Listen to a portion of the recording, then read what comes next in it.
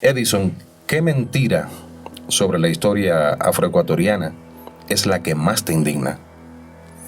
Bueno, creo yo que la historia de que aquí no hay racismo, creo que podría decir que esa es como la madre de las mentiras, pero también es como la madre de las falacias, ¿no? Es decir, un Estado que por años, desde la época de la colonia, digamos, ha mantenido todo este racismo a partir de las cuestiones de la esclavitud, y pensar, ¿no?, que aquí en el Ecuador no hay racismo, sí me parece así como una falacia, ¿no? Y mucho más ahora con las redes sociales y con el acceso a la información que hay, pues desconocer que hay un racismo, pues sí, me parece que es como la mentira como más grande, ¿no? De ahí hay otras mentiras que no es que sean menores, ¿no? Pero digamos, ahí hay mentiras sobre las cuestiones que sí podemos llamarlas mentiras, ¿no? Tal vez en la academia se los llama estereotipos, que al final también terminan siendo unas ciertas creencias falsas sobre las cuestiones de cómo somos nosotros y nosotras los afroecuatorianos. Edison León, afroecuatoriano de pies a cabeza, doctor en estudios culturales, director de comunicación, o sea, director de la carrera de comunicación de la universidad. Dime el nombre tú, por favor, porque se me olvida, es demasiado largo. No te preocupes, es la Universidad Intercultural de Nacionalidades y Pueblos Indígenas Amauta Iguazí. ¿Esta universidad está ubicada en Quito? Sí, está ubicada en Quito. Esta universidad ya existía. En el 2003 se creó esta universidad, sino que ahí tenía una estrategia como un poco interesante que no vamos a entrar ahora. Era privada pública, ¿no? Es decir, era privada, no era pública. Y era privada porque no querían mucho la injerencia del Estado, ¿no? Entonces, en ese sentido, tenía la noción de la concepción, digamos, de privada, que duró hasta el 2013, que ya se instauró, digamos, ese sistema de evaluación en las universidades del CACES, y digamos, sí se cerró, ¿no? El argumento del cierre, pues, es, desde este lado, es que obviamente no hubo, digamos, un proceso de evaluación para este tipo de universidades que eran universidades interculturales. De hecho, hasta ahora no lo hay, ¿no? Hasta ahora no lo hay. Entonces estuvo cerrada, y en el 2018, tú debes de saber, aquí las universidades se crean por ley, ¿no? No se crean por decretos, sino se crean por ley, ¿no? Entonces la Asamblea Nacional en el 2018, digamos, reaperturó, pero se abre como una nueva universidad con el mismo nombre, Universidad Intercultural de Nacionalidades y Pueblos Amauta Iguazí. Y de ahí viene un proceso, digamos, de implementación de la universidad, ¿no? Que de hecho ahorita ya tenemos una promoción de graduados, pero ahorita hemos vuelto a estar, digamos, en riesgo, ¿no? Porque hay un recorte presupuestario de más del 60%, y con ese recorte, pues definitivamente nosotros no nos permite seguir funcionando, ¿no? Entonces estamos ahorita en esa situación, en esa crisis, y por otro lado también es una universidad que el resultado es producto de la lucha de los pueblos, ¿no? Los pueblos siempre han estado luchando, sobre todo el indígena, han estado luchando por tener una universidad propia, con una educación propia, y en ese sentido también nosotros ahí como movimiento también hemos venido también aportando a la construcción de esta universidad. ¿Más de un 60%? Sí. ¿Se le ha reducido al presupuesto? Pero eso es casi que cortarle manos, piernas y todo a la universidad. Eso es cerrar la universidad. Claro. ¿No? Es decir, eso no es que funcionen porque no nos alcanza ni siquiera para pagar la planta de profesores. O sea, así de... Sí, imagínate. De simple, ¿no? La educación. En fin. Vamos a continuar y hablamos más adelante porque creo que merece la pena hacer un punto y aparte en este tema específico porque me ha asombrado, realmente me ha asombrado. Hace un instante me decías que te molesta, te incomoda, te indigna el hecho de que todavía existen ciertos imaginarios aquello de que Ecuador no es racista. Pero ¿de qué manera se manifiesta el racismo?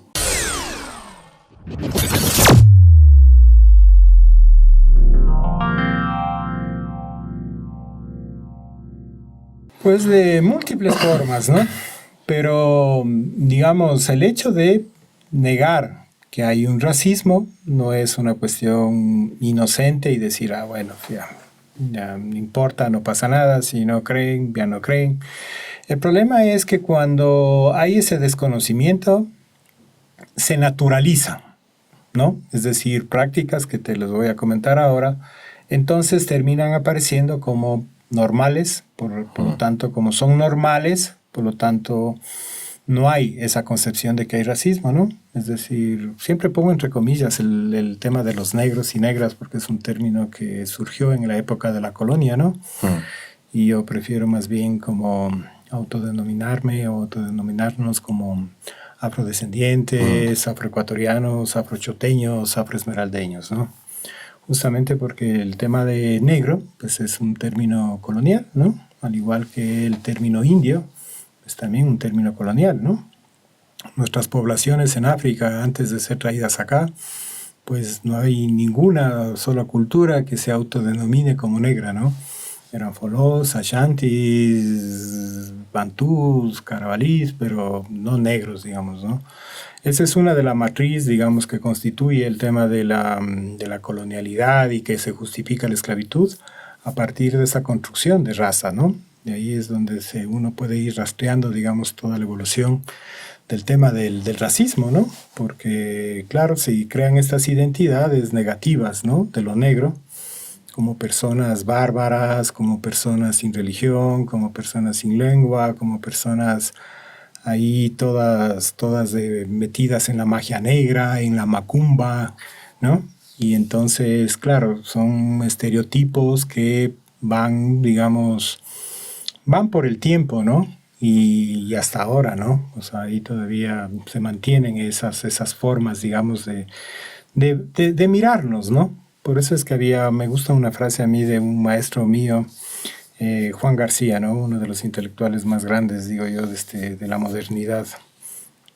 Él decía, si algo tenemos certeza de lo que no somos, es lo que dicen que somos nosotros.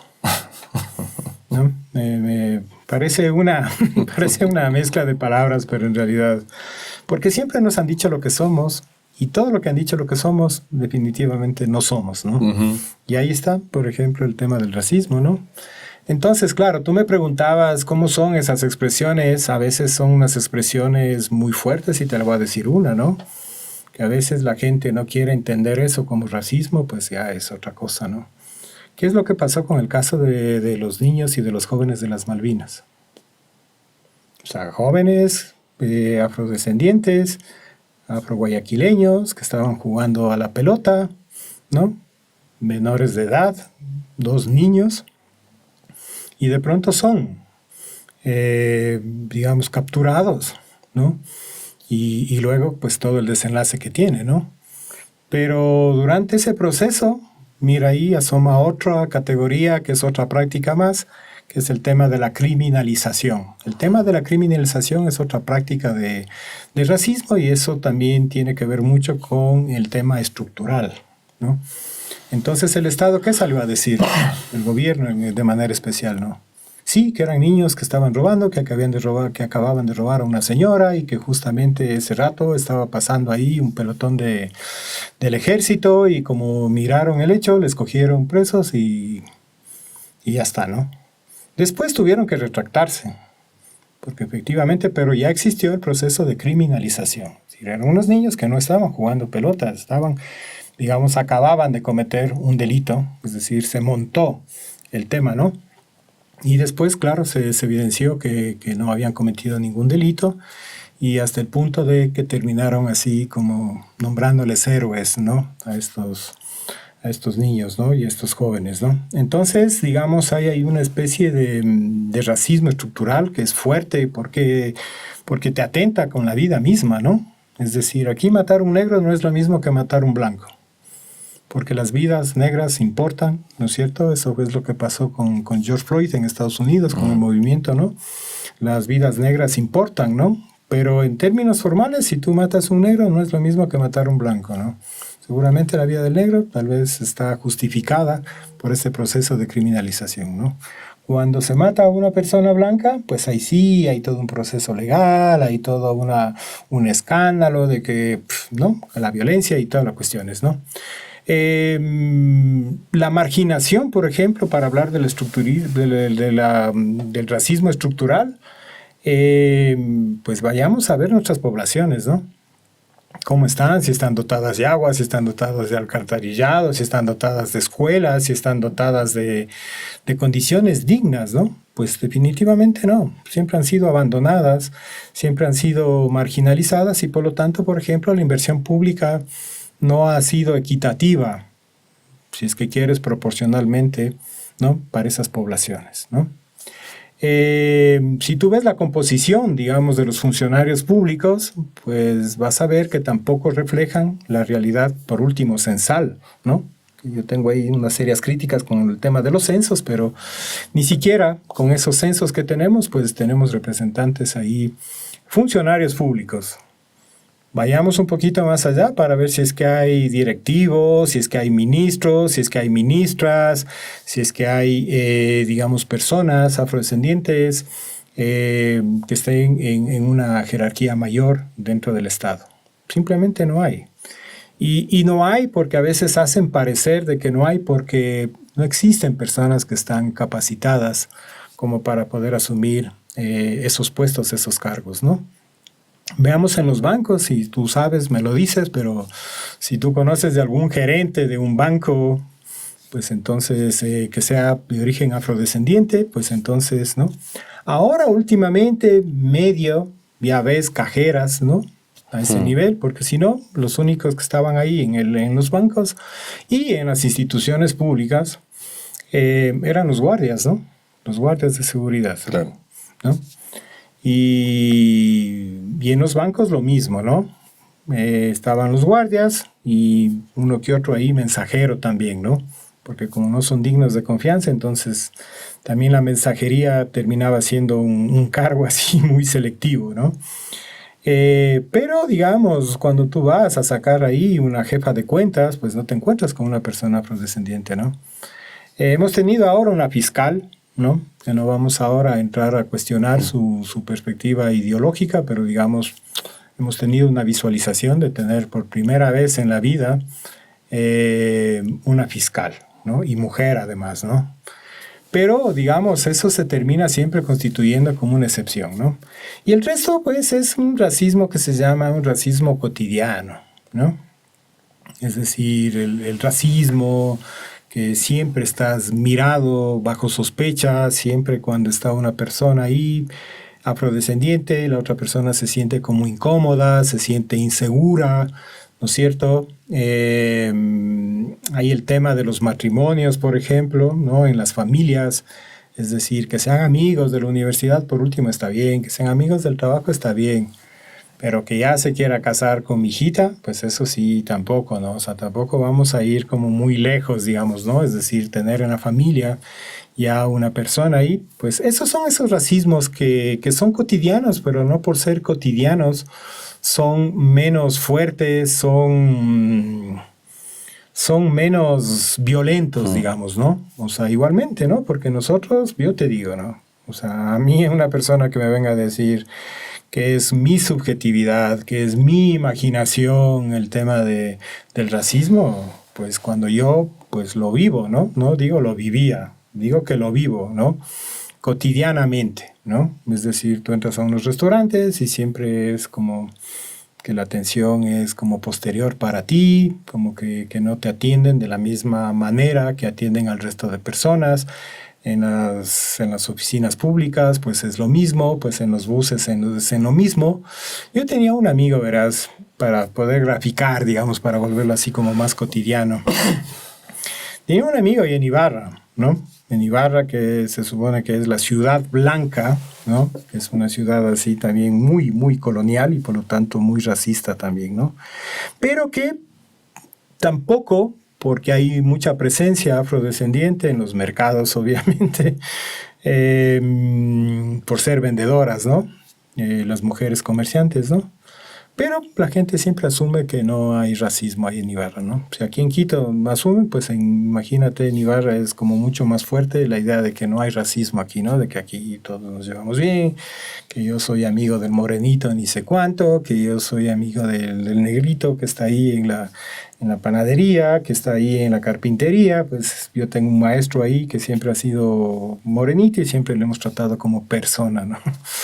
Entonces, este amigo decía, oye, yo ya no salgo a la calle a caminar, ¿no? Yo ya no cojo, ni siquiera cojo un taxi, decía, porque cada vez que voy a coger un taxi no me para. Entonces yo me muevo o bien en mi carro o bien por Uber. Pero yo ya no salgo a la calle a coger taxi porque yo ya me cansé de que no me estén parando los taxis porque soy negro y no es idea mía, porque media cuadra después cogen a otra persona, por lo tanto no es que el taxi está ocupado, ¿no?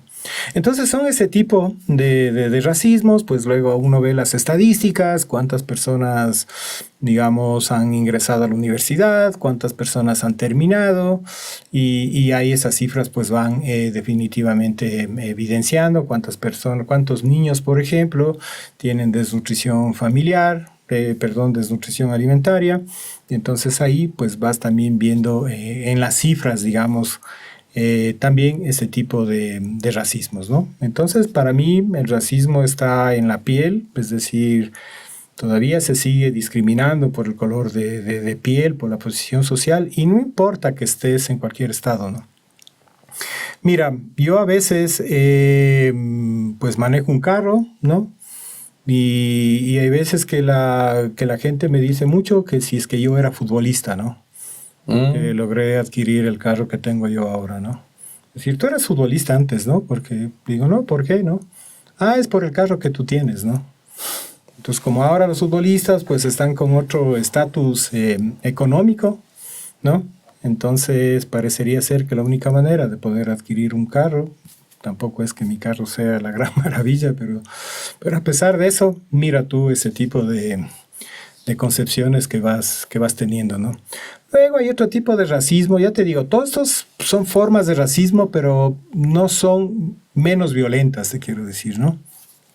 Decir, ahí mira esos negritos que están ahí, ¿no? Qué pena los negritos que están ahí, ¿no? Ah, es que esos negritos de la selección, ¿no? Bueno, ahorita que hablamos de selección, ¿no? Yo dejé de ir mucho al estadio, dejé de ir mucho para ver los partidos, porque eso implicaba pues una bronca, ¿no? O sea, si uno de nuestros hermanos se jalaba un penal, si uno se jalaba un gol, pues anda a ver ahí los epítetos que te mandaban, ¿no? O sea, negro, ahí sí no corres, pero cuando estás robando sí corres. Bueno, pues podría ahí darte ahí todo un floreado vocabulario de racismo, que es cuando están, digamos, cuando juega la selección, o generalmente cuando juega la selección, que está bastante compuesta por hermanos afroecuatorianos, ¿no? Y luego siempre estamos en la mira, ¿no? Es decir, cuidado que un jugador pueda cometer cualquier cosita, porque eso ya se magnifica y después termina, claro. No podíamos esperar nada más porque es negro, ¿no? Entonces es sin educación, ¿no?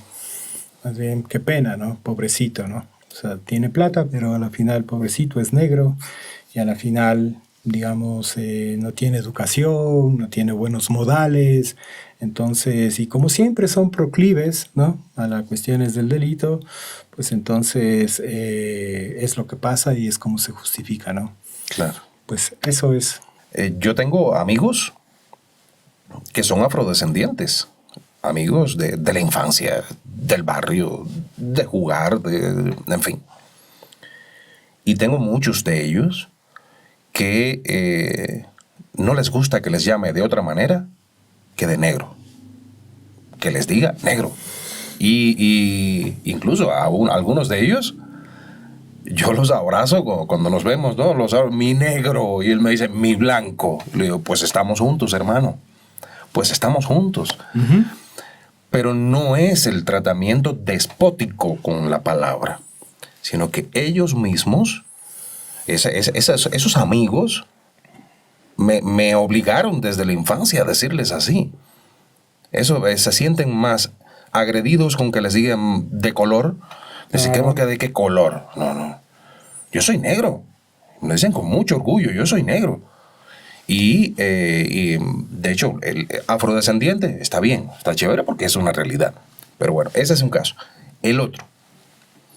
Y este es para mí una de las frases más representativas de la discriminación que yo he escuchado en toda mi vida. En una ocasión le pregunté a una persona X, le pregunté por alguien más que yo venía buscando por su nombre. No sabía ni quién era, iba buscando a una persona por su nombre, a X lugar. Le dije, pero, a ver, el pasillo es enorme, hay un montón de gente transitando. ¿Cómo podría identificarlo, sabes? Por si acaso voy yo camino hacia allá y vienen camino hacia acá. Me dijo, te vas a dar cuenta, es uno negrito, pero es buena gente. ¿Perdón? Tuve que decírselo, ¿no? Pero es buena gente, que tiene que ver una cosa con la otra. No, te vas a dar cuenta, se despojó de aquello rápido, ¿no? Porque anda con una gorra y qué sé yo. Pero aquello me ha calado de por vida. Sí. Como de inmediato la frase atrás. Ahora, en otro canal que tengo, he hecho múltiples reportajes, documentales sobre variedad de temas de historia del Ecuador y del mundo entero. Es un canal más universal. Y recuerdo que en una ocasión hice un reportaje sobre la esclavitud en Ecuador. Y hubo varias personas que comentaron que en Ecuador no había existido la esclavitud. Y recientemente, de hecho tuve que hacer un reportaje para demostrarles que sí. Y aún así seguían resistentes. Recientemente, conversando con algunas personas en un determinado lugar, igual. Dentro del grupo de personas, habían, si mal no recuerdo, eran 3 que sostenían que en Ecuador no hubo esclavitud. Tú, como un estudioso del tema, ¿qué tienes que responder a ello? Porque ya no lo van a escuchar en mi voz. Quiero que lo escuchen en tu voz. ¿Esto es real?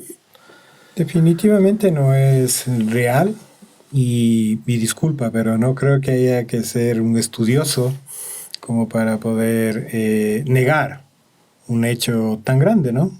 Tal vez lo que eso demuestra es que 2 cosas tal vez demuestra eso, ¿no? Uno, que desconocemos la historia, ¿no? Y 2, que se deriva de ahí, es porque seguramente pues nuestras historias no están en esas historias oficiales, ¿no? Entonces seguramente, digamos, más bien quiero tratar de entender por qué hay ese tipo de afirmaciones. Seguramente es porque hay un desconocimiento bastante grande de las cuestiones de la historia, ¿no? De hecho, nosotros siempre hemos cuestionado la historia oficial en el sentido de que a nosotros siempre nos han dicho en las historias oficiales que fuimos esclavos, ni siquiera esclavizados, ¿no? Esclavos, y que a la final nuestra historia comienza y termina ahí, en que fuimos esclavos, ¿no? Es decir, ¿qué quiero decir con esto, no?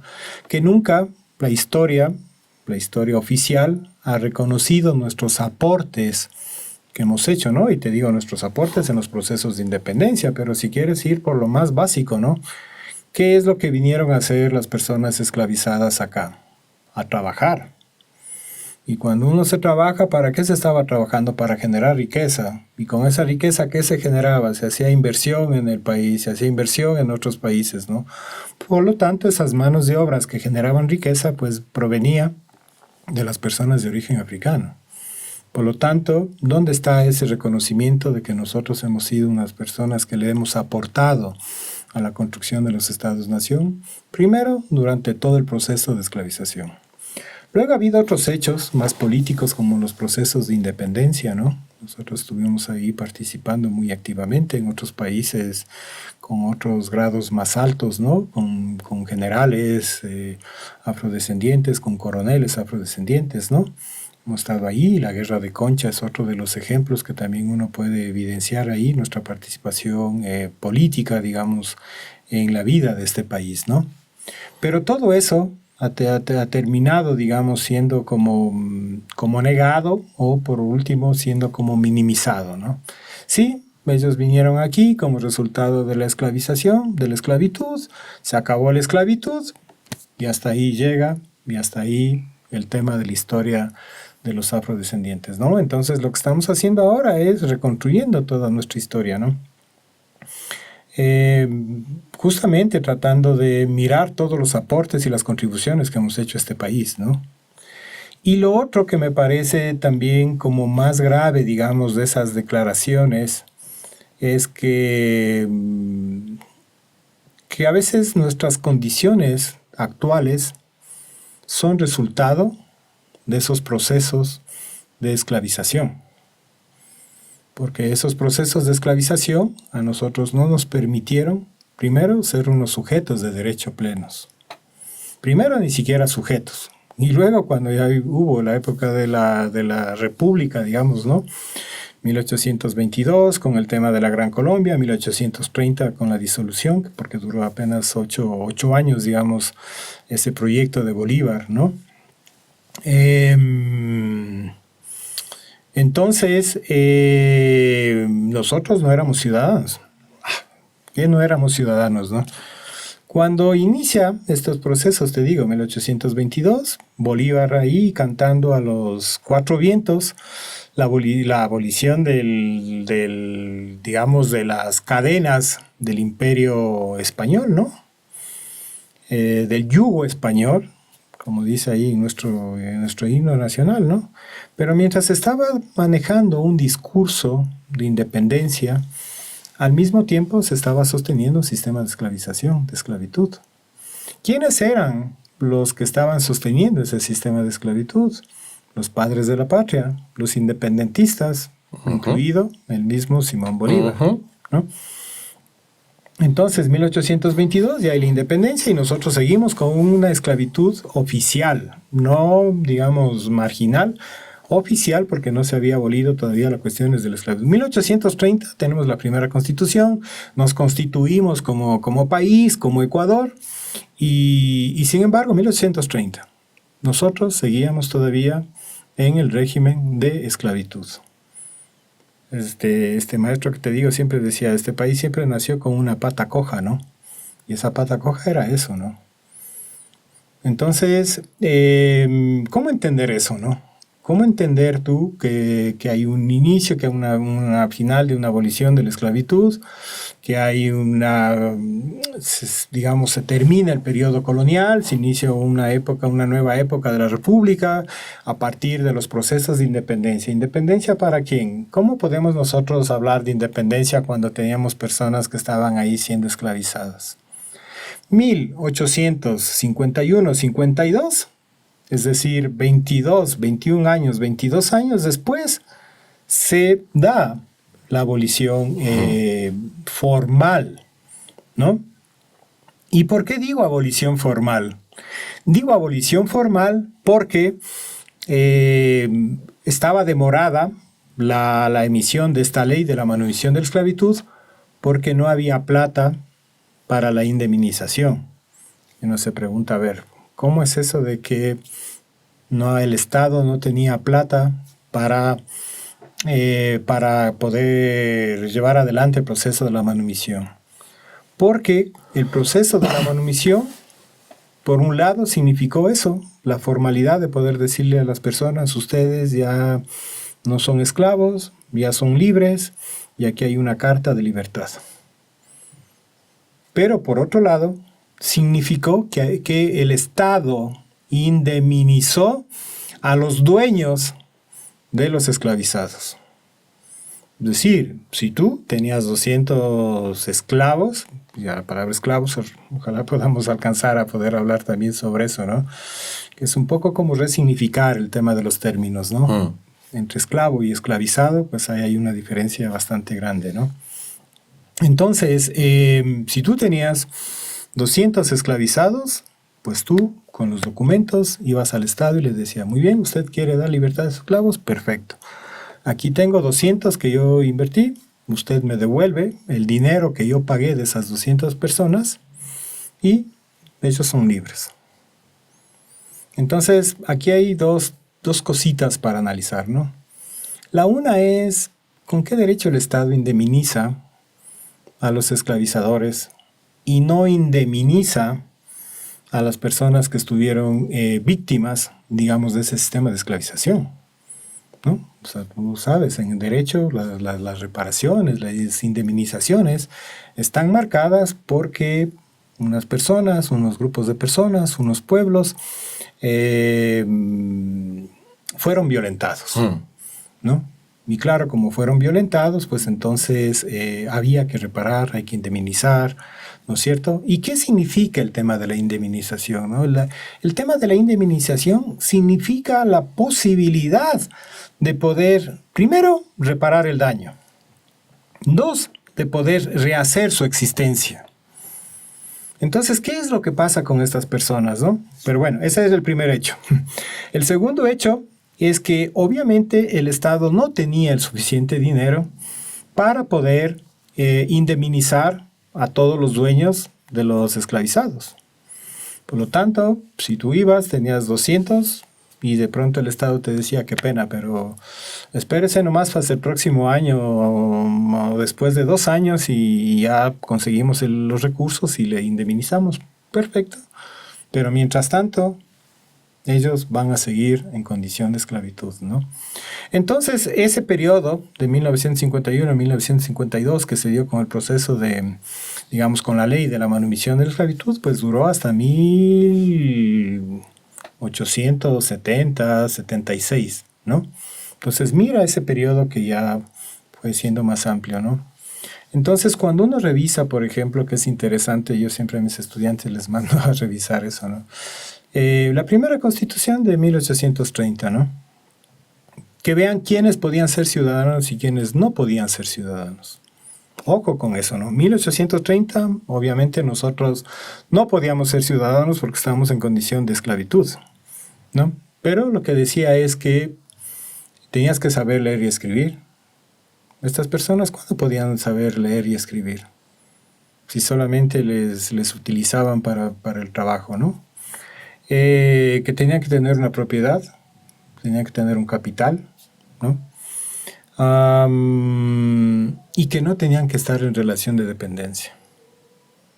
En resumen, un grupo mínimo, minoritario, eran los únicos, que era la élite, que eran los únicos que podían ser ciudadanos. ¿Pero qué significaba ser ciudadanos? Significaba el acceso a derechos. ¿A derechos como qué? A derechos como la educación. Por lo tanto, si tú no eras ciudadano, las mujeres no eran ciudadanas. Por lo tanto, por eso es que no tenían ni derechos políticos ni derechos a la educación, ni tampoco derechos económicos. No es que los bancos iba una mujer y iba a pedir un crédito y le decían, ah, claro, no hay ningún problema, usted cumple con los... No, traiga a su marido, porque su marido es el tutor.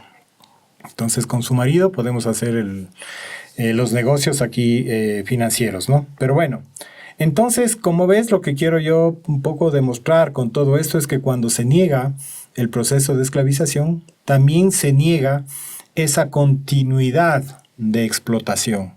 Porque claro, a nosotros nos dijeron que éramos libres, pero ¿cómo rehacíamos nuestras vidas? No teníamos ni instrumentos, no teníamos ni un capital para poder montar ahí un pequeño negocio de herrería, un pequeño negocio de una barbería, que eran profesiones ahí un poco de la colonia que se habían desarrollado, o de costurería, ¿no? Nada. Entonces, ¿qué es lo que sucedió? Que se volvieron a emplear en las mismas haciendas donde habían sido esclavizados. Y a partir de ahí, pues empieza una continuidad de las cuestiones de la colonia, que es el tema de este sistema económico del Guasipungo, ¿no? Claro. Que es un sistema para mí igual, o sea, de esclavización, ¿no?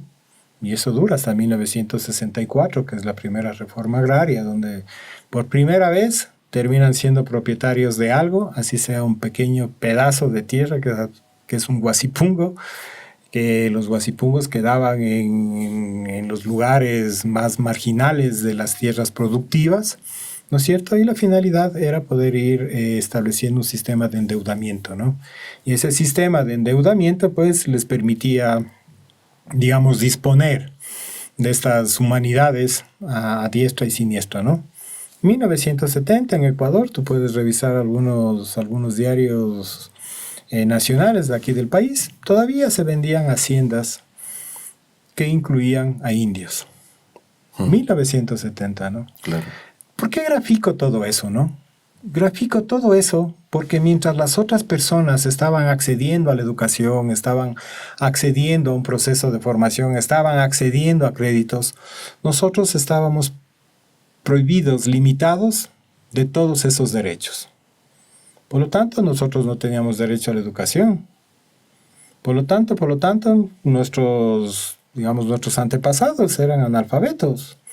Y hasta 1978 recién se establece el voto para las personas analfabetas, ¿no? Mientras tanto, no podías ni votar ni ser elegido. Por lo tanto, estabas negado a tus derechos políticos. Entonces, lo que quiero decir con todo esto es que nosotros, a partir del proceso de la esclavización, por eso es que cuando niega uno un proceso de esclavización, uno está negando una desigualdad histórica. Nosotros estamos aquí, obviamente, en menores condiciones que muchas de las gentes que tuvieron esos derechos desde sus antepasados. Entonces, por eso es que hay unas demandas de unas cuestiones de reparaciones históricas, ¿no? Pero bueno, entonces, decir que no hubo esclavitud, entonces uno, ¿cómo justifica o cómo justificaría si no hubo esclavitud? Primero, ¿cómo justificaría nuestra traída acá? ¿Qué? A nosotros nos trajeron aquí a jugar fútbol, nos trajeron ¿a qué nos trajeron entonces, no? Sí, porque no vinieron, los trajeron. Nos trajeron, nos secuestraron, si es que quieres, claro, en términos más propios. Exacto. ¿No? Porque no nos dijeron, oiga, estamos yéndonos al otro continente, ¿quieren irse? No, o sea, nos capturaron, ¿no? Como presas y nos vinieron trayendo en las condiciones más infrahumanas, ¿no? Entonces la pregunta es, quienes niegan todo eso, pues ¿para qué nos trajeron, no? Ah, es que les trajeron a trabajar. Ah, y estas personas cobraban un salario, tenían un sueldo por el trabajo que estaban haciendo. No, absolutamente no. Entonces, digamos, estas desigualdades que son históricas, ¿no es cierto? Que hasta ahora se siguen viendo los efectos, digamos, ¿no? Siempre hay un ejemplo que a mí me gustaba, que graficaban, ¿no? Era de una carrera, ¿no? Una carrera así de atletismo, ¿no? Y tú, unos 100 metros, ¿no? Entonces, claro, ponían la grilla, la partida, y claro, ponían a unas personas, que eran las personas blancas, ¿no es cierto? Y cuando me estoy refiriendo a las personas blancas, no estoy haciendo alusión al tema del color de la piel, sino al tema de la ideología blanca, ¿sí? Entonces las personas de color, por eso que estábamos comentando, que tenían más derechos, que tenían derechos ciudadanos, derechos a la educación y todo, pues partían con una ventaja, digamos, ¿no? Y tú estaban como 30, era una carrera de 100 metros y estos estaban 30 metros avanzados, ¿no? Después venían, porque con la cuestión de esclavización se estableció todo un sistema de clasificación racial, ¿no? Entonces estaban ahí, pues primero los españoles, pues luego estaban los criollos, luego estaban los mestizos y poco a poco, en función del degradé, se iba bajando esta escala racial, ¿no? Entonces, claro, en la base de esta pirámide, pues estábamos los pueblos originarios y nosotros las personas de origen africano, ¿no? Entonces, claro, nosotros, digamos, en esta carrera, partíamos con una desventaja histórica de personas que estaban a 30 metros, a 20 metros y a 10 metros, ¿no? Entonces, claro, la gente dice, pues nada, si quieren competir, compitan.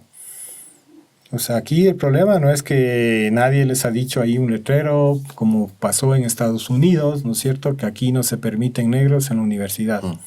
No, son las condiciones las que no permitían.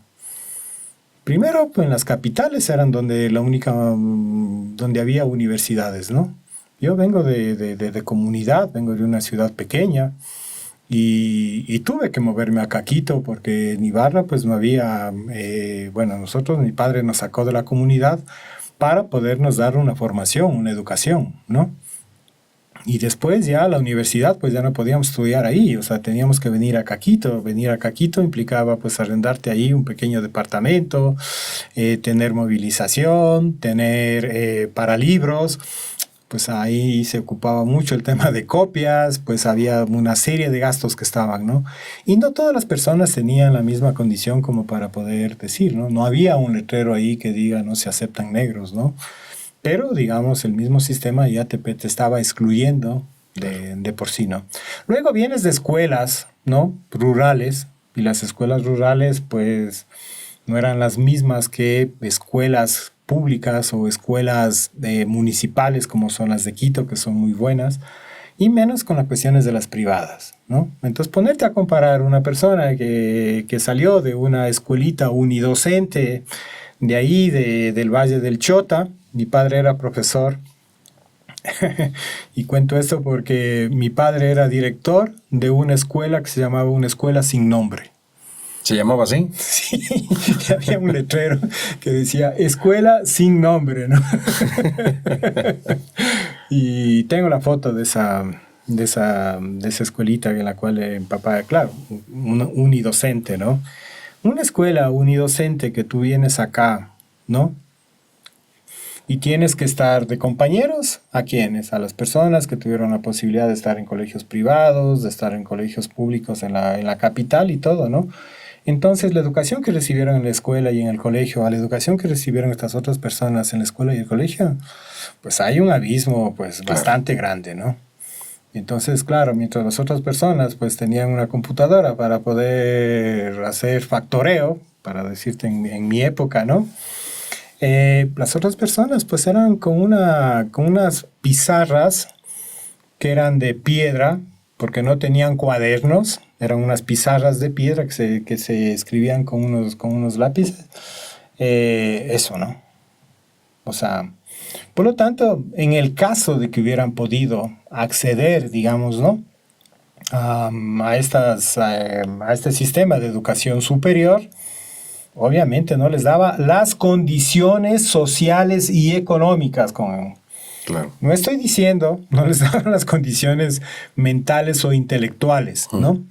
Pero el racismo lo traduce y no lo comprende como decir, no, si esa persona se jaló el semestre, no es porque sea tonto, no es porque por naturaleza sabe jugar fútbol y ponerle a estudiar es como ponerle, no sé, a un mono a que escriba, ¿no? Solamente que las condiciones son desfavorables de esa persona para poder acceder. Y eso te hablo así formalmente, pero ¿cómo puede aprender una persona que no se alimenta bien?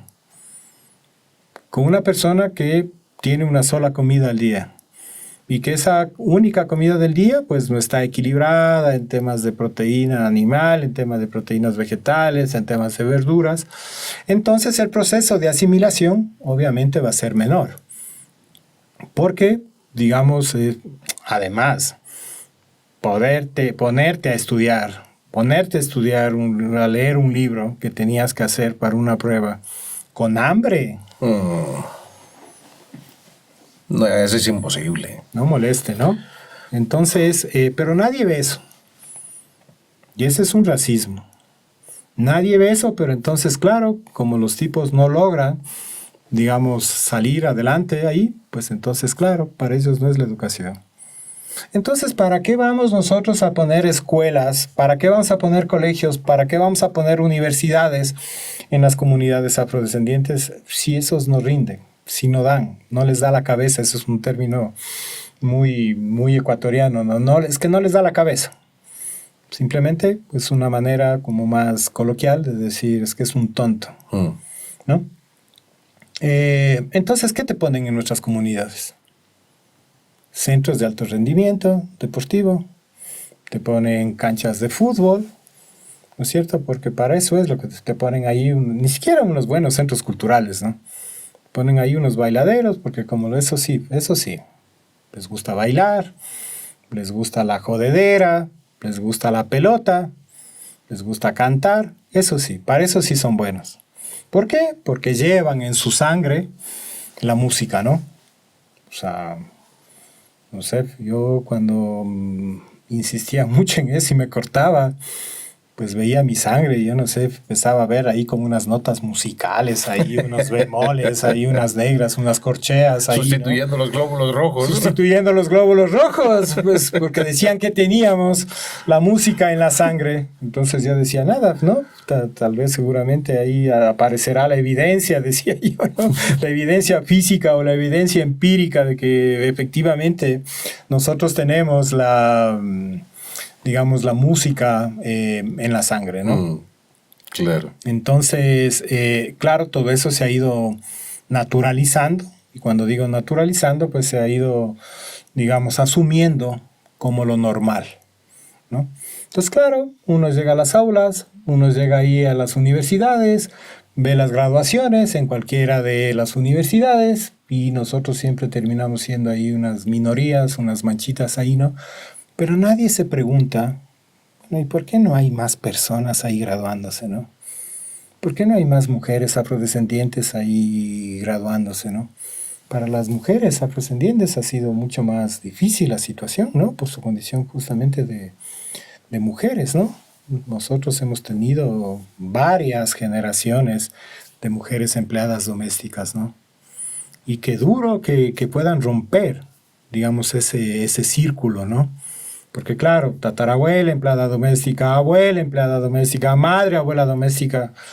Entonces ya pues las madres putas se esforzaban, se rompían el lomo para poder romper eso, ¿no? Y claro, ayudó muchísimo el tema de la migración, ¿no? O sea, la migración siempre ha sido terrible, ¿no? Pero, digamos, ayudó a la migración porque desde el Valle del Chota empezaron a migrar a la ciudad de Ibarra, luego a la ciudad de Quito, empleadas domésticas en Ibarra, empleadas domésticas en Quito, pero por lo menos ya podían, pues, hacer un esfuerzo para que sus hijos, hijas, puedan ir a una universidad pública y les puedan pagar ahí, ¿no? Tengo un caso que es bien interesante y tal vez un poco ahí quisiera cerrar esto para poder seguir, ¿no? Que a mí me llamó muchísimo la atención, ¿no? Y yo no conocía esa historia. Él es un profesional de Ibarra, ya mayor, ¿no? Y eran amigos de mi padre, ¿no? Él era ingeniero, ¿no? Él era ingeniero. Y era uno de los poquísimos ingenieros afrodescendientes, ¿no? Y a mí siempre me llamó la atención cómo hizo para poder llegar a ser, para poder tener así, porque la ingeniería había solamente en Quito, ¿no? Y un día conozco a su hija, ¿no? Porque estábamos metidos ahí en el proceso de organización, estábamos ahí haciendo unos eventos en la Universidad Andina, y me dice, ¿no? Que su papá es X, no voy a dar obviamente el nombre, ¿no? Y le digo, pero eran muy amigos de mi padre y todas las cuestiones, ¿no? Le digo, y quiero aprovechar ahora para preguntarte eso porque ha sido una duda que siempre he tenido, ¿no? ¿Cómo fue que tu padre o tu madre, o tu abuela en este caso, logró financiar los estudios, ¿no? Y mira la historia que me cuenta, ¿no? Me dice, los estudios lo pagaron la familia donde mi abuela era empleada doméstica. Y cuando mi papá tenía que entrar a las cuestiones de la universidad, llegaron un trato. De que ella no iba a cobrar sueldo, de que se quedaba como empleada doméstica, pero que ellos pagaban los estudios de su hijo. Y fue así como logró... terrible. Mira tú, ¿no? Yo quisiera pensar que eso es una excepción, ¿no? Pero es que como ni como excepción pasa, ¿no? Porque dijera, bueno, si es que hay 10, 20, 30 personas que fueron así, pues por último ya, 10 personas por último ya son profesionales y ya pueden estar ahí, ¿no? Pero tal vez fue uno o dos casos, ¿no? Yo conozco uno, pero Claro. tampoco es que fueron casos muy frecuentes que los patrones, entre comillas, puedan pagar la educación haciendo un trueque para no pagarle el sueldo a la persona. Por lo tanto, dime tú si esa persona no estaba en condición de esclavitud, porque además eran puertas adentro, Claro. ¿no? No es que trabajabas de empleada doméstica de 8 a 4 y salías a las 4 y te ibas a tu casa, que normalmente quedaban en las periferias porque nadie te arrendaba, nadie quería arrendarte, y si es que alguien podía arrendarte, pues simplemente no podías pagar con un sueldo de empleada doméstica, ¿no? Entonces eso es lo que se llamaba aquí el tema de la servidumbre, que era el puertas adentro y puertas afuera.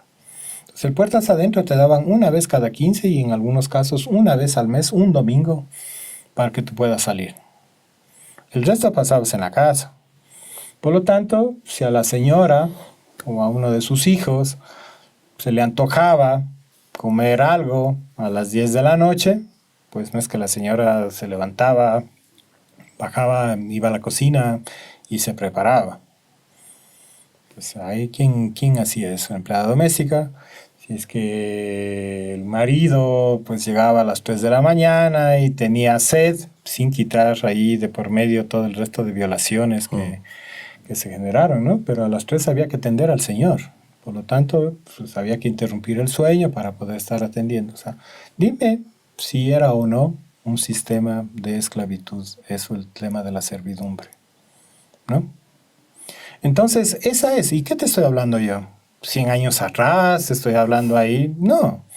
Estoy hablando 30, 40 años atrás. Claro. O sea, pleno siglo XX. Claro. Pleno siglo XX, ¿no? Entrando al 21. Entrando ya al 21, ¿no? Y te cuento todo esto porque pues yo estudio eso, porque yo he conversado con esas mujeres, ¿no?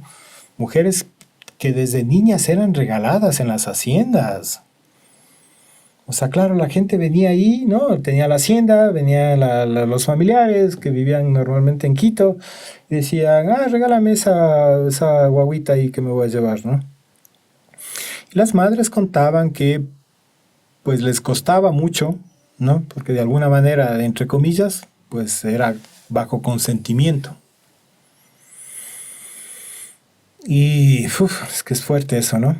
Y claro, decían, no, es que aquí no va a tener un futuro, por lo menos si ya le lleva a la patrona, tal vez le dará educación, tal vez ya le llevará a la ciudad y podrá tal vez estudiar y tener mejores condiciones, porque aquí no va a tener mejores condiciones, ¿no? Testimonios que decían que tenían que subirse porque eran niñas todavía y no alcanzaban a las ollas de la cocina, que tenían que subirse en bancos para tener que estar meciendo el tema de las ollas. ¿Qué te estoy hablando yo? 9 años, 10 años, 12 años, que vivieron toda su vida de empleadas domésticas en la servidumbre. Y el único consuelo que les quedaba a ellas es que habían roto su círculo porque sus hijas ya habían logrado ir a la universidad. Terrible. Terrible. Hablar de estos temas es muy sensible, al menos para las personas que tenemos sensibilidad. Solamente hay que ser empáticos en la vida para uno comprender el sufrimiento del otro, para uno entender las razones de los por qué de los acontecimientos de hoy. ¿Por qué se sigue arrastrando algo de lo que ya no deberíamos estar hablando? Sí, sensibilidad y pues salir de la ignorancia, ¿no? Porque también son procesos de ignorancia, de desconocimiento. Y te hablo de ignorancia en el sentido de que desconoces, ¿no? Porque sí, puedes tener sensibilidad y cuando a veces te quedas con la sensibilidad, te quedas con eso, ¿no? Mi amigo el negrito, ¿cómo puede haber aquí racismo si mi mejor amigo es mi vecino negrito que está ahí? Si con él jugamos pelotas, si con él vamos a la escuela y toda la cosa, ¿no? Pero claro, porque desconoces un poco todas las cuestiones de la historia. Claro. Y en la historia vas a encontrar todo ese proceso de sufrimiento y entonces vas a entender un montón de cosas y tal vez entender ese montón de cosas y con una sensibilidad tal vez puede generar un cambio, pero obviamente pues son cambios todavía a nivel individual. Lo que necesitamos cambios es a nivel estructural, ¿no?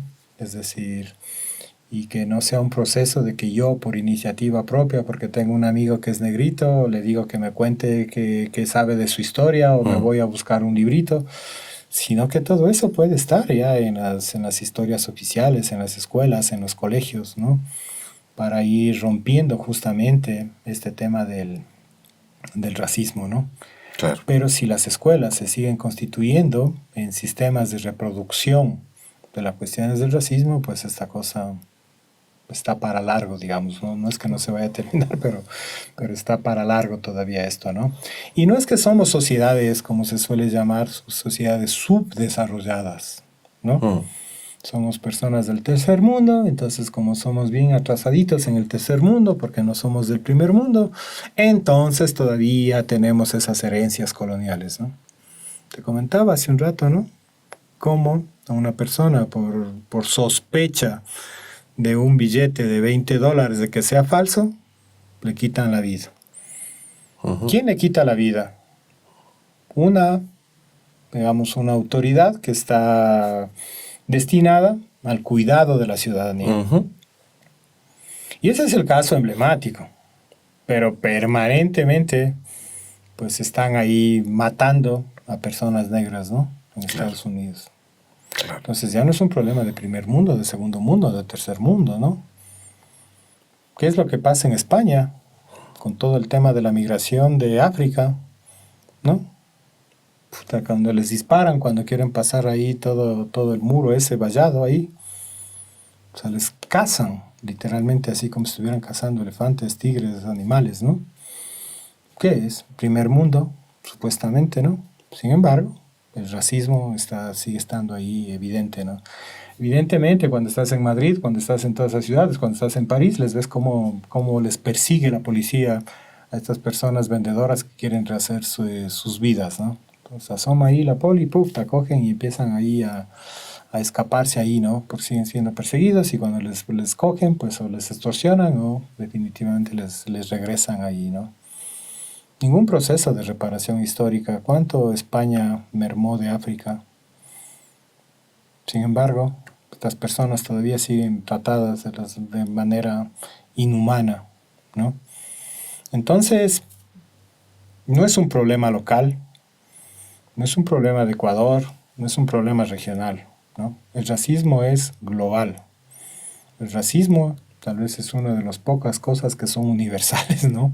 El racismo es universal, es decir, el racismo está regado. Y ahora con redes, no es que necesitas tener a la persona para poder ejercer racismo. Tú me contabas las cosas que me contabas que pasan en redes, entonces ahora los racismos se han movido a las cuestiones. Ahora se habla de racismos algorítmicos, ¿no es cierto? Es decir, por lo tanto estamos, digamos, plagados. Para mí siempre el racismo ha sido una epidemia, ¿no? Que todavía no hemos encontrado como la cura para esa epidemia, ¿no? O no quieren que la encontremos. O no quiere que se la encuentren, ¿no? Porque al final los racismos también terminan siendo funcionales, digamos, para son herramientas del sistema, ¿no? Lamentablemente en pleno siglo XXI y caminando hacia otro siglo, seguimos hablando de temas que estaría bien hablarlos en el siglo XVIII, siglo XVII, discutirlos en aquel momento, pero en las etapas actuales en las que estamos trabajando ya con inteligencias artificiales, que estamos explorando el universo, seguir hablando de esto a mí me parece ilógico totalmente, me parece absurdo que nuestra especie humana todavía esté debatiendo sobre temas que no tiene sentido debatirlos, porque la lógica está ahí. No, a veces no lo entiendo, pero es lo que hablábamos recientemente, hace un instante. Tal vez quieren que sigamos hablando de eso. Tal vez es importante que sigamos en ese problema. Sin caer en esta lógica de capitalismo, comunismo, para caer en esta dialéctica, ¿no? Pero creo que el capitalismo, digamos, es un buen ecosistema para cultivar las larvas del racismo, ¿no? Es decir, el capitalismo es, digamos, está condicionado, diría yo, incluso para las cuestiones de vivir las cuestiones del racismo, ¿no? Y el capitalismo a veces ya no pasa por una condición de clase, ¿no? Es decir, porque antes, desde la perspectiva del marxismo, se pensaba que todos estos problemas eran un problema de clase, ¿no? ¿Cuántas personas, digamos, han logrado tener una buena condición económica, pero sin embargo no son aceptados en los clubs ¿no? Sí. En estos clubs de ricos, digamos, ¿no? Otra vez escuchaba una anécdota de un par de actores, ¿no? Uno de ellos era, de hecho, el Eddie Murphy, que habían estado en un ascensor y le habían preguntado a una señora, ¿no? Mayor, ¿no? Que había dicho al piso, o sea, preguntándole a qué piso, ¿no? Y ella inmediatamente se tira al piso pensando que era Y le estaba asaltando. que le estaban asaltando, ¿no? Entonces ellos contaban esta anécdota y al día siguiente, pues, o esa misma noche, pues le habían comprado un ramo así gigante de rosas y le mandaron a su habitación, ¿no?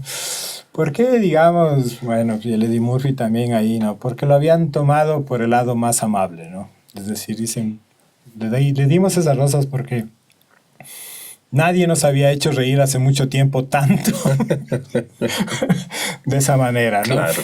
Entonces, es un poco como para poder graficar así graciosamente, pero digamos para poder graficar que a veces no porque tengas ya una mejor condición económica te ven de distinta manera, porque digamos el tener dinero no te cambia el color de la piel. Y el racismo está marcado por el color de la piel. Claro. Entonces, sigue siendo un negro, ¿no? Sigue siendo un negro con plata. Claro. Mira, la otra vez, es que podríamos pasarnos toda la tarde, podría pasarme contando anécdotas de este tipo, ¿no? Estaba escribiendo un artículo y necesitaba hacer unas entrevistas a unas chicas jóvenes afroecuatorianas que habían sido becadas en la Universidad San Francisco, en la San Pancho, ¿no? Y un poco quería pues saber cómo fue su experiencia ahí, ¿no? Pero bueno, la experiencia no fue nada buena, digamos, fue ahí también unos procesos de racismo, más sofisticados, pero racismo. Pero a la final ellas decían, a la final, cuando ya terminamos, pues pedíamos empleo o presentábamos nuestras carpetas y no nos creían que habíamos estudiado en la San Pancho. Y algunas nos acusaban de que habíamos como falseado los títulos para poder acceder a esos trabajos, ¿no? No creían que nosotros podíamos haber estudiado ahí, ¿no? Entonces, a la final, decía ella, ¿no? Somos negras que se graduaron en la Universidad de San Pancho, decían ellas. Mira tú. Pero qué triste eso. Pero es que nuestra cosa, si bien es cierto, está, digamos, está llena de estas cosas, ¿no? Y ahí, tal vez con esto quisiera como ir cerrando, ¿no? Ahí es cuando empieza a aparecer este fenómeno de la alegría. Porque nuestras vidas, pues a la final, con todas esas historias que te estoy contando, con todas esas historias oficiales, con todo lo que ha significado, todo este proceso, digamos, de violencia permanente, estructural, cotidiano, pues si no tuviéramos un buen proceso de resiliencia, estaríamos enfermos mentalmente, ahora que está de moda el tema de la enfermedad, de las enfermedades mentales, ¿no? No son enfermedades mentales, salud mental. El tema de la salud mental, ¿no? Y ha sido porque hemos ido descubriendo estrategias para poder autosanarnos. Entonces, cuando tú ves históricamente y en la actualidad que hay unos cuerpos que brincan, que saltan, que son a veces, como decían algunos curas, porque terminaron prohibiendo la marimba, terminaron prohibiendo los bailes afrodescendientes, ¿no? Son formas de sanación del cuerpo. Es decir, después de tener tanta violencia, después de estar siendo violentados esos cuerpos tenían que sanarse. Y por eso se bailaba, por eso se cantaba, por eso se hacía el jolgorio. Entonces, claro, el jolgorio, la alegría, terminaron siendo formas de reexistencia y de reexistencia frente a todo ese proceso de violencia, ¿no? Claro. Hacer de tripas corazón. Ahí es cuando yo encuentro un sentido político del tema de la alegría. Ahí es cuando digo, esas personas tuvieron que desarrollar la estrategia de la alegría para poder sobrevivir a esas condiciones de inhumanidad. Pero no, ¿qué es lo que se dice? No, ellos llevan la alegría en la sangre. Sí. Ellos por naturaleza son alegres. Ellos por naturaleza saben bailar. No, mira esa diferencia que hay entre estas dos explicaciones, ¿no? Claro. Entonces es algo que fue construido de manera consciente para poder aguantar, para poder sobrevivir, para poder sostener comunidad. O sea, sin comunidad vos no podrías sobrevivir. Ni los procesos de esclavización, ni los procesos de ¿cómo se llaman? Del guasipungaje o del peonazgo, que también se llamó ese sistema, ¿no? Y estas mismas condiciones. Había que estar en comunidad para poderse ayudar mutuamente, ¿no? Y cuando las personas migraban, creaban comunidad en esos nuevos lugares donde estaban migrando, ¿no? Entonces, por eso encuentras barrios, la Roldós, Pisulí, el Comité y toda la cosa, ¿no? Que son racializados, son considerados como los taxis no te van para allá.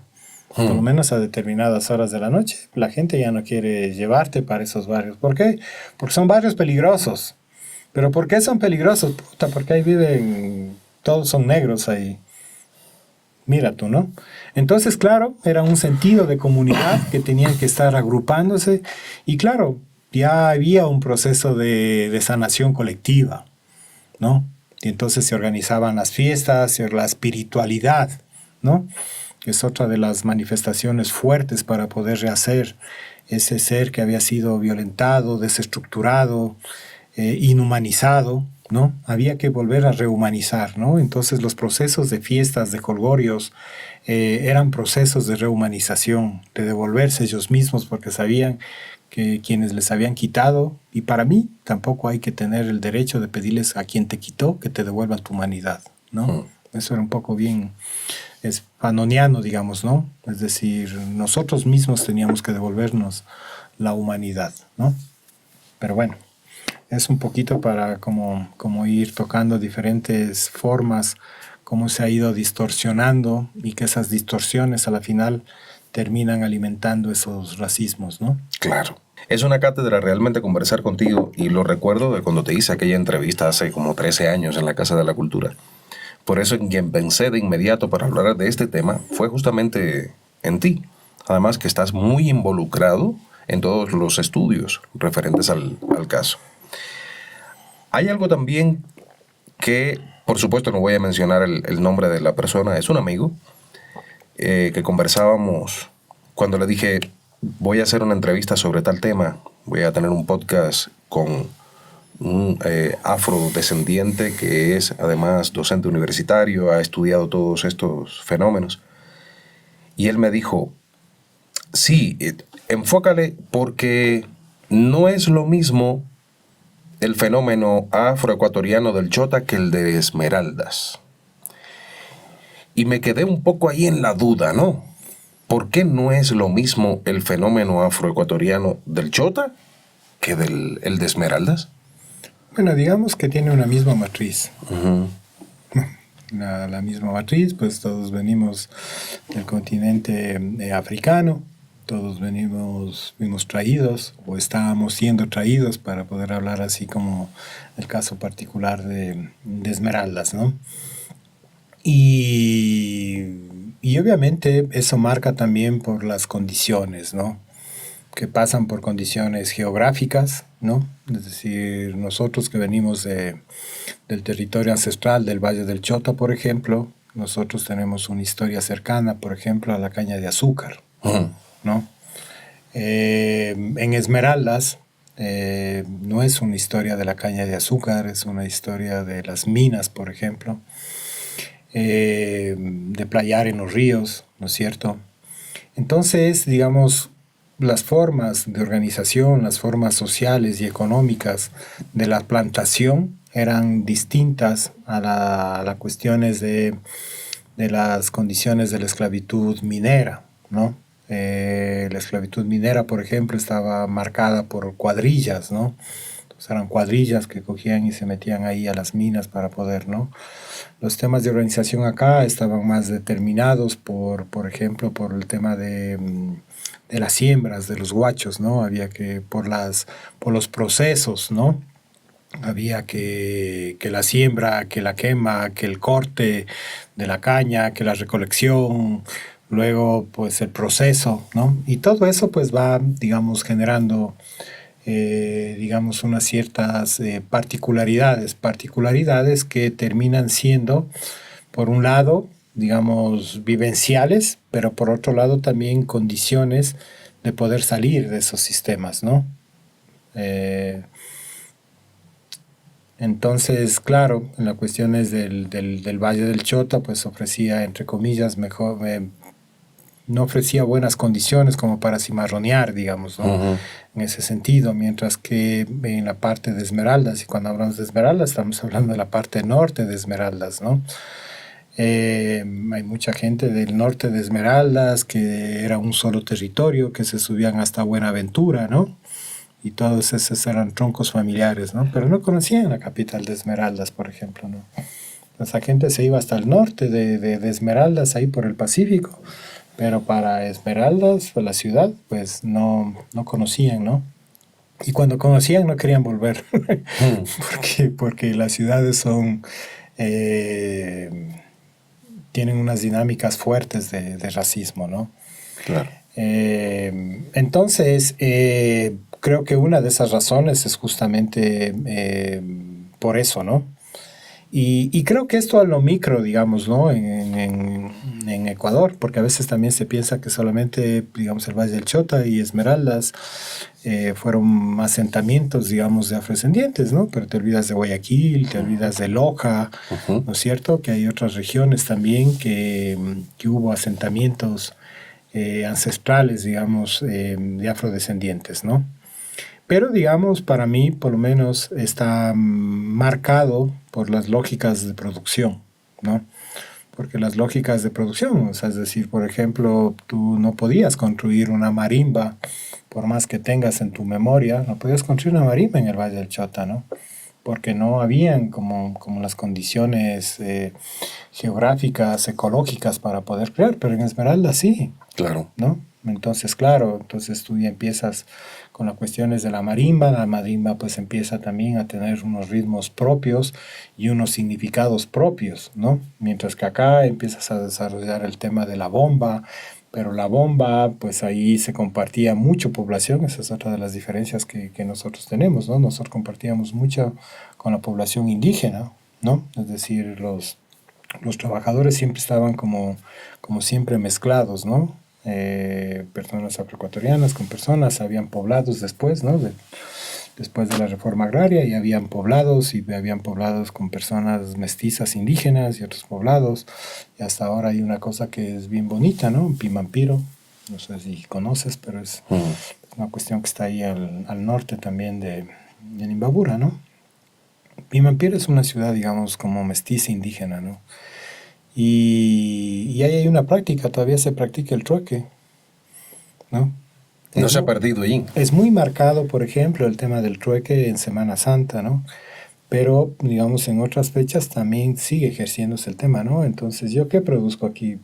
Ovos, caña, frijol, guandul, pepino dulce, y chévere, me voy, ¿no? Llevo con mis cositas, pero ¿qué? No tengo yo mellocos, no tengo habas, entonces ahí voy, le doy ahí una libra de guandul y me vengo trayendo una libra de mellocos, ¿no? Y hay un trueque, llaman ellos, ¿no? Es un intercambio, un sistema de intercambio, pero trueque es lo que llaman, ¿no? Entonces, digamos, esos acercamientos también hizo que, por ejemplo, la bomba tenga un ritmo mucho más... Además estamos en los Andes, ¿no? Claro. que ese será otro mito también de ir entendiendo, ¿no? Que no se entendía, al igual que las poblaciones afrobolivianas, por ejemplo, ¿no? En las cuestiones de las yungas, ¿no?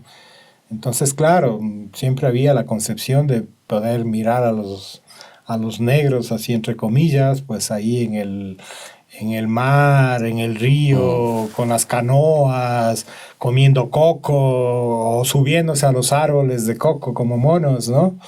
Pero claro, aquí en los Andes es otra dinámica, ¿no? Es decir, aquí no puedes, o sea, igual son zonas calientes, digamos, pero estás como en medio de los Andes, ¿no?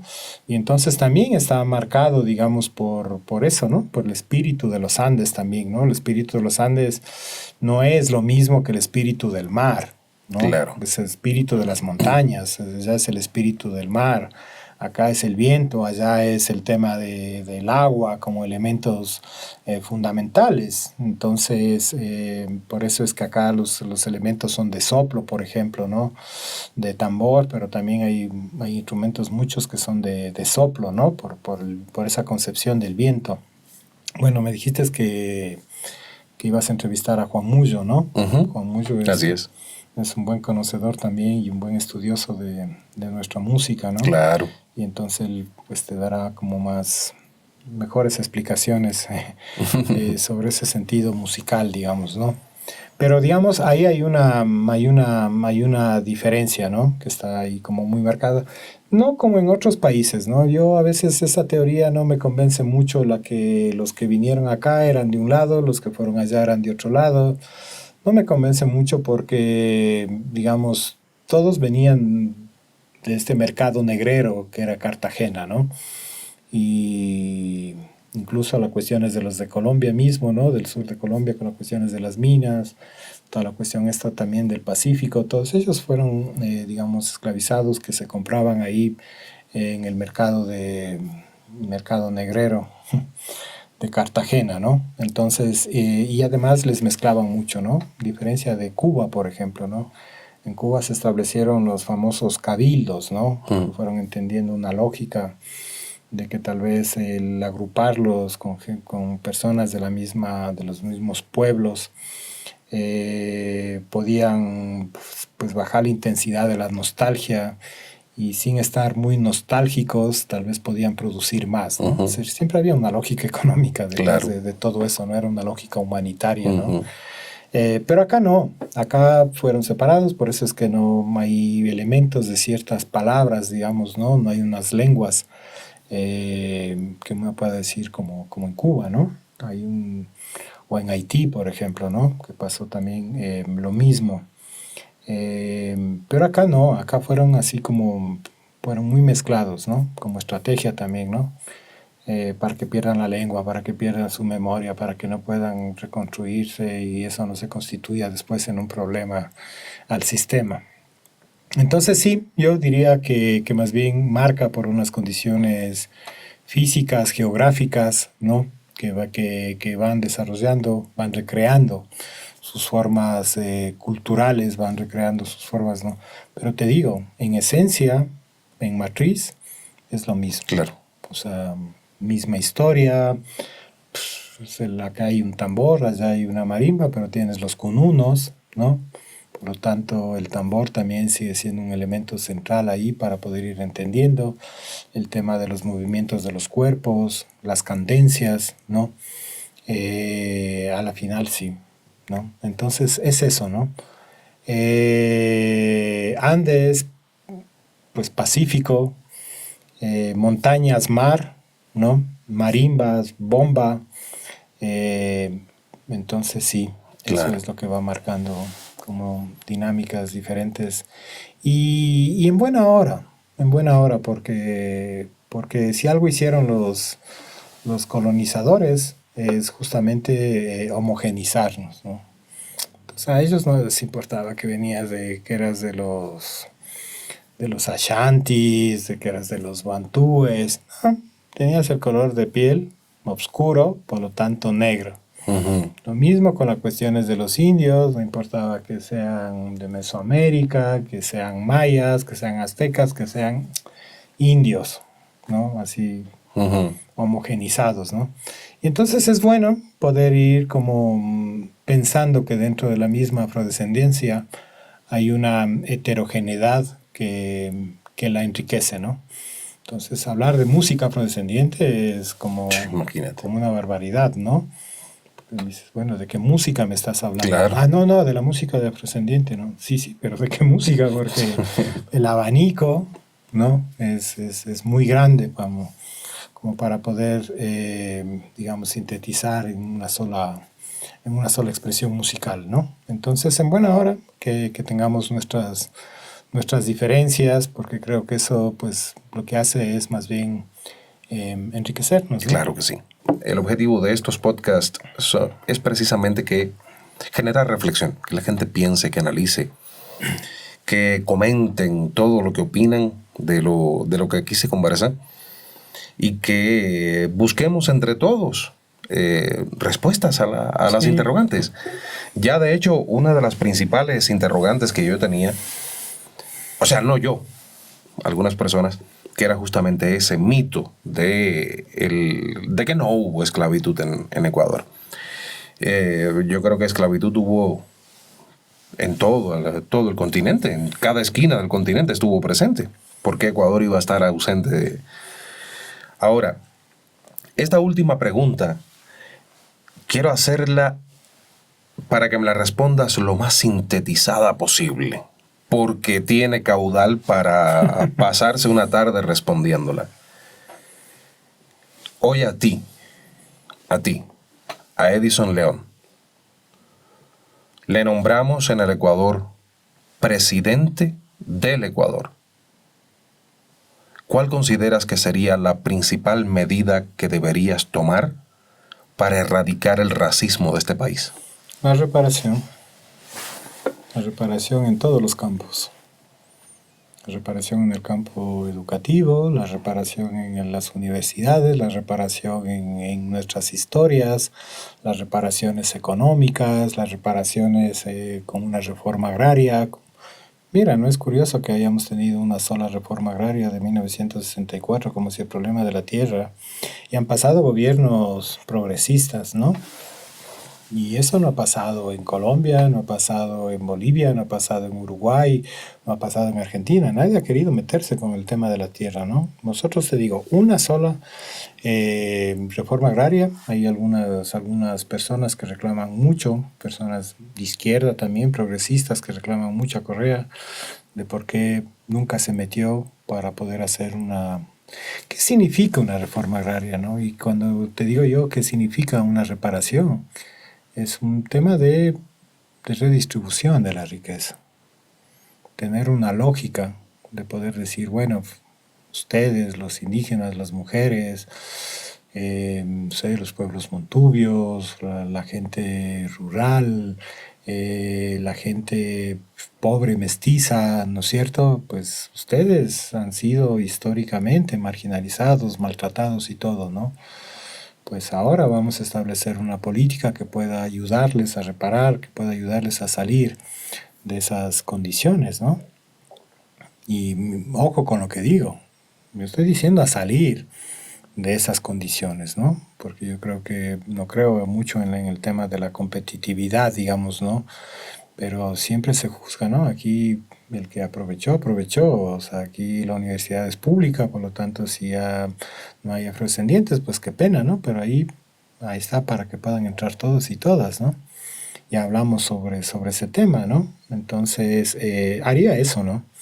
Haría eso que es un tema de reparación, porque creo que cuando hay procesos de esclavización, con herencias coloniales, cuando hay desigualdades, eh, yo digo, bien agresivas, ¿no? Abusivas, bien, pues hay unas desigualdades bien, y en el mundo te digo, ¿no? Hay personas, familias que tienen muchísimo más que los productos, que el Producto Interno Bruto de varios países, ¿no? Es decir, es como, o sea, la desigualdad es muy, hay una palabra que no encuentro, es muy grotesca, ¿no? Es muy grotesca la desigualdad. Entonces yo creo que hacer una redistribución a través de unos procesos de reparación ¿no? Me parece que sería, digamos, una buena manera. Porque mira esto, ¿no? Aimé Césaire, que era un escritor intelectual y militante antillano, decía, las personas cuando bestializan a las personas esclavizadas, terminan bestializándose también a ellos. Entonces, cuando tú ejerces procesos de racismo, tú te terminas enfermando también. Es decir, también eres víctima del racismo.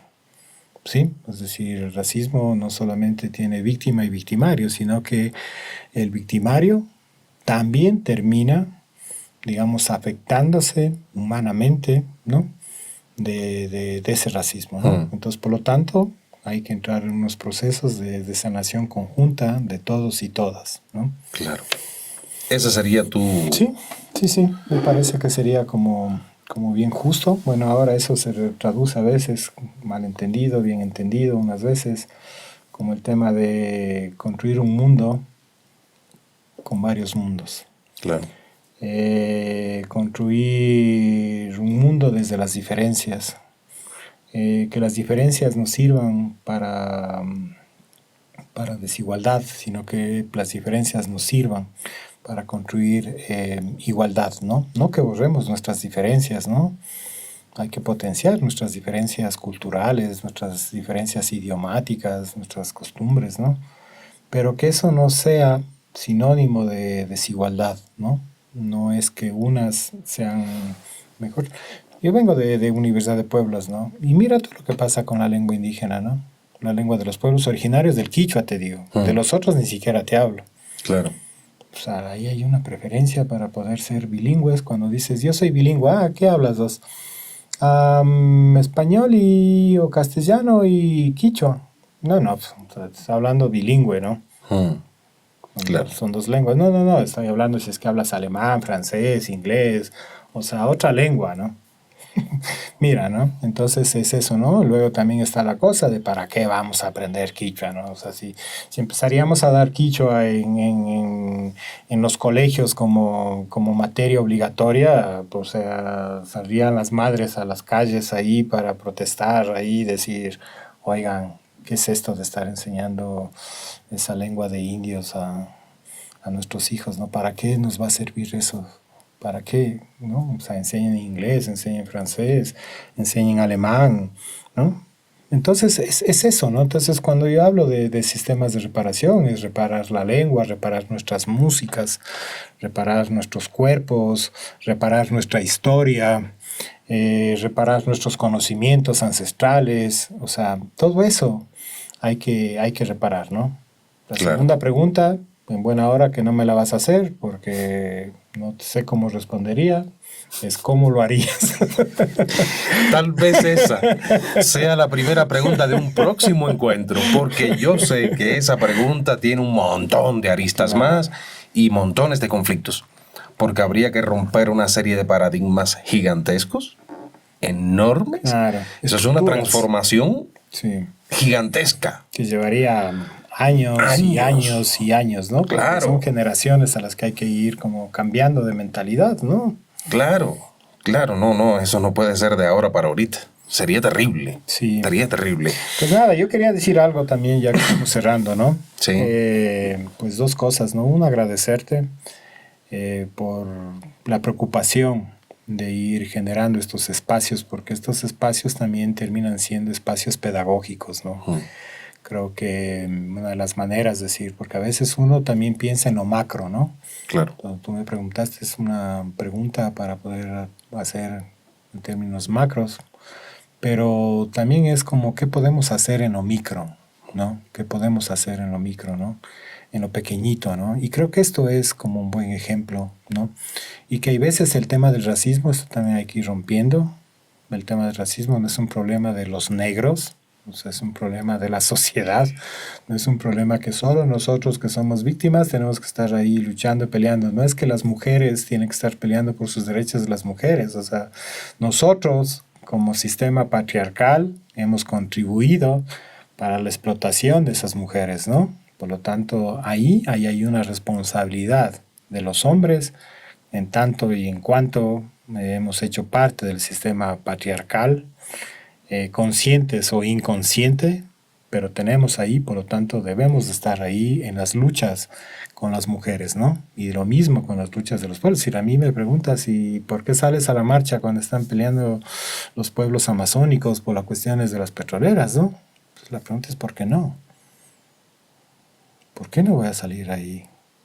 ¿No? Entonces creo que entender eso, ¿no? Que el problema del racismo es un problema que solamente tiene que entenderse las cuestiones de las personas afrodescendientes o las víctimas del racismo, lo mismo con las otras diferencias, con las diferencias sexogenéricas, ¿no?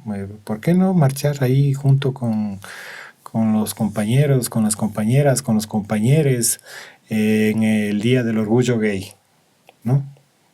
¿Cuál es el problema de solidarizarse con esa lucha, ¿no? Entonces creo que es eso, ¿no?